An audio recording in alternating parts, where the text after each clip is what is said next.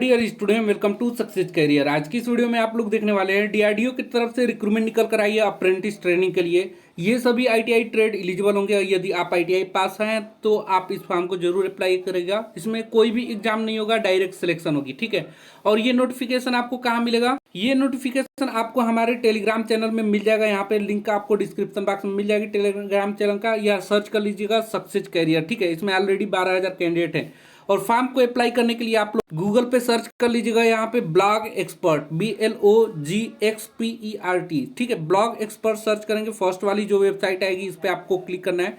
और जैसे ही क्लिक करेंगे यहाँ पे ये एक अप्रेंटिस है, तो आप यहाँ से अप्रेंटिस पे क्लिक करके यहाँ पे अप्रेंटिस को भर सकते हैं। या यहाँ पे फर्स्ट ही आपको नीचे आएंगे, स्क्रॉल करेंगे तो यहाँ DRDO DRML recruitment 2024 for apprentice training, ठीक है। इसमें अप्लाई लिंक आपको यहाँ नीचे डिस्क्रिप्शन बॉक्स में मिल जाएगा, ठीक है। और सारा डिटेल्स आपको मिल जाएगा, इसको जरूर पढ़ लीजिएगा यहाँ पे, ठीक है। और अपने दोस्तों के साथ यहाँ से शेयर भी कर सकते हैं। चलिए हम लोग इसको डिटेल को नोटिफिकेशन को डिस्कस कर लेते हैं कि क्या एज लिमिट मांगा हुआ है, कौन से ट्रेड में कितनी पोस्ट आई है अप्रेंटिस के लिए, ठीक है। सबसे पहले देखिए, ये डीआरडीओ के द्वारा आया हुआ है। डीआरडीओ यानी कि defence research and development organisation का ही एक वेंडर है, डिफेंस मेटलर्जिकल रिसर्च लेबोरेटरी। ये क्या करता है, डीआरडीओ और डिफेंस में जितने भी एप्लीकेशन यूज होते हैं उसको मेटलर्जी पे एप्लीकेशन तैयार करता है। यानी कि जो भी डिफेंस की रक्षा सुरक्षा के लिए जो भी एप्लीकेशन है उसको तैयार करता है, ठीक है।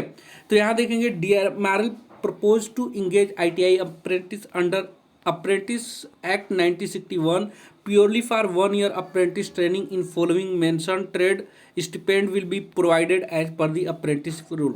यानी कि अप्रेंटिस एक्ट 1961 के तहत यहाँ आईटीआई अप्रेंटिस 1 ईयर के निकाला गया है, जिसमें ट्रेनिंग के दौरान आपको स्टिपेंड भी प्रोवाइड होंगे। अब देखिए कौन से ट्रेड में कितनी पोस्ट आई हैं, तो देखिए जितने भी है ये आईटीआई पास आउट होनी चाहिए रिस्पेक्टिव ट्रेड में। यानी कि जिस भी ट्रेड में आप अप्लाई करेंगे आपको उसी ट्रेड से आईटीआई होनी चाहिए। जैसे यहाँ पे देखेंगे फिटर के लिए 20 पोस्ट आई है, टर्नर के लिए 8, मशीनिस्ट के लिए 16, वेल्डर के लिए 4, इलेक्ट्रीशियन के लिए 12 और इलेक्ट्रॉनिक्स के लिए 4। और यहाँ पे देखेंगे कोपा यानी कंप्यूटर ऑपरेटर के लिए, computer operator and programming assistant के लिए 60 और कारपेंटर के लिए 2 और बुक बाइंडर के लिए 1। जो भी ट्रेड से आप अप्लाई करेंगे उस ट्रेड से आपका आईटीआई पास आउट होना बहुत ज़रूरी है। अब देखिए यहाँ पे क्या नोट में दिया है, for the above mention apprentice reservation यहाँ पे दिया हुआ है। SC ST OBC PWD category के लिए अलग अलग रिजर्वेशन मिला हुआ है।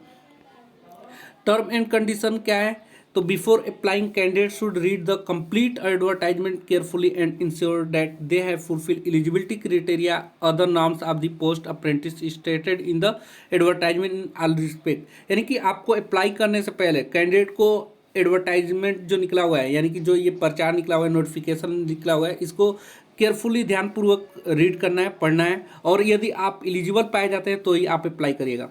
सिंपली बात है, जिस भी ट्रेड से यदि आप अप्लाई कर रहे हैं उस ट्रेड में आईटीआई होना चाहिए तो आप एलिजिबल हैं। दूसरा है यहाँ कि आपके पास आईटीआई क्वालिफिकेशन होनी चाहिए, एनसीवीटी एससीवीटी दोनों से रहेगा रेगुलर मोड में, तो आप इसमें एलिजिबल हैं, फॉर्म को अप्लाई कर सकते हैं। Candidate who have already undergo or who are currently undergo apprentice under apprenticeship act 1961 are not eligible. अगर आप कहीं और से अप्रेंटिस कर रहे हैं अप्रेंटिसशिप एक्ट 1961 के तहत, तो आप इस फॉर्म को भरने के लिए एलिजिबल नहीं होंगे।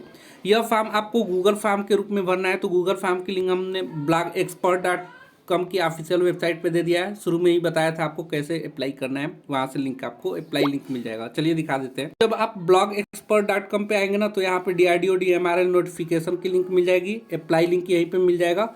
मोर अप्रेंटिस के लिए यहाँ पे क्लिक कर सकते हैं और मोर गवर्नमेंट जॉब यहाँ से आप पा सकते हैं, ठीक है। देखिए जब आपका सिलेक्शन हो जाएगा ना, तो आपको कौन कौन से डॉक्यूमेंट लगेंगे वो अभी तैयार रख लीजिएगा। Selected candidate at the time of joining will be have to bring following certificate.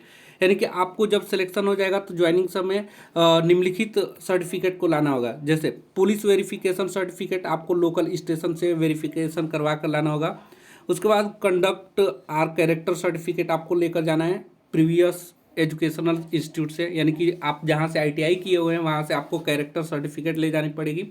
फिर physical fitness certificate civil assistant surgeon से आपको ले जाना होगा, यानी कि मेडिकल सर्टिफिकेट ले जाना होगा, अपने तहसील से आप लोग बना सकते हैं ये, ठीक है। एसएससी सर्टिफिकेट लगेगा, एसएससी मतलब हाई स्कूल की सर्टिफिकेट लगेगी, आईटीआई का सर्टिफिकेट लगेगा, कास्ट या कैटेगरी जो भी कैटेगरी है वो सर्टिफिकेट लगेगा। और बैंक पासबुक की कॉपी लगेगी, आधार कार्ड लगेगा, रिसेंट पासपोर्ट साइज फोटो लगेगा आपका।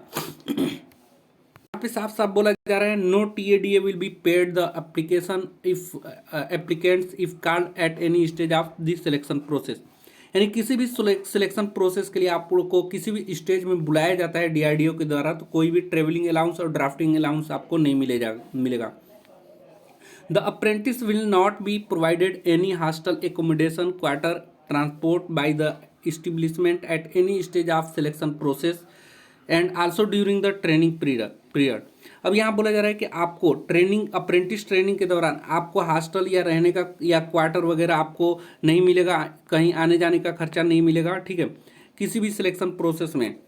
And also during the training period, और ट्रेनिंग पीरियड के दौरान भी आपको रहने का और क्वार्टर वगैरह नहीं मिलेगा। Candidate selected for training will not be allowed to withdraw from the training except for reason which are beyond their control. Before commencement of training, the candidate will have to execute a contract of apprentice. ठीक है, यहाँ बोला जा रहा है कि आपको withdraw करने का ऑप्शन नहीं दिया जाएगा ट्रेनिंग के दौरान, ठीक है, जब तक आप उचित रीजन नहीं बताएंगे किसी भी छोड़ने के लिए।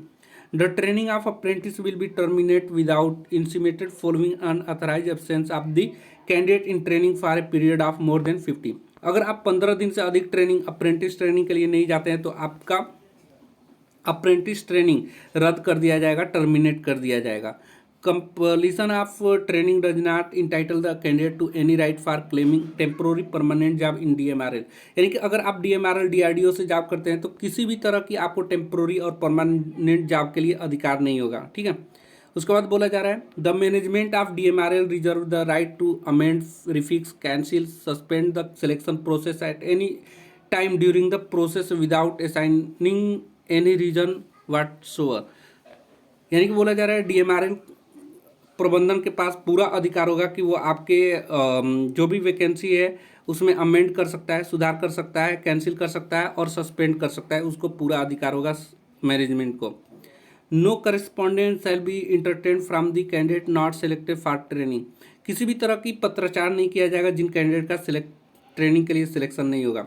Date of commencement of training will be notify by email, ठीक है, यानी कि जब ट्रेनिंग के लिए कमेंसमेंट किया जाएगा, फॉर्म आपको भर देना है तो आपको ट्रेनिंग के लिए नोटिफाई ईमेल के द्वारा किया जाएगा, ठीक है, सूचित किया जाएगा ईमेल के द्वारा।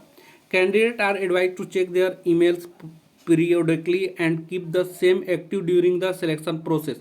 बोला जा रहा है कि जब तक सिलेक्शन प्रोसेस कंप्लीट नहीं हो जाता तब तक आपको एक एक्टिव ईमेल रखना है, जो भी आप ईमेल देंगे वो आपको हमेशा देखते रहना है। Last date of application is 31 May 2024, यानी कि 31 मई 2024 से पहले इस फॉर्म को भर लेना है। फिर एक बार मैं बता देता हूँ, ये नोटिफिकेशन आपको हमारे टेलीग्राम चैनल से मिल जाएगा, तो इसको जरूर ज्वाइन कर लीजिएगा। यहाँ पे आपको देखिए तुरंत जॉब अपडेट भी मिलता रहता है। 6:48 पे मैं यहाँ पे आपको अभी वीडियो बना रहा हूँ, फिर भी एक जॉब आ गया, गैब्रियल इंडिया ऑटोमोबाइल रिक्रूटमेंट 2024, ठीक है।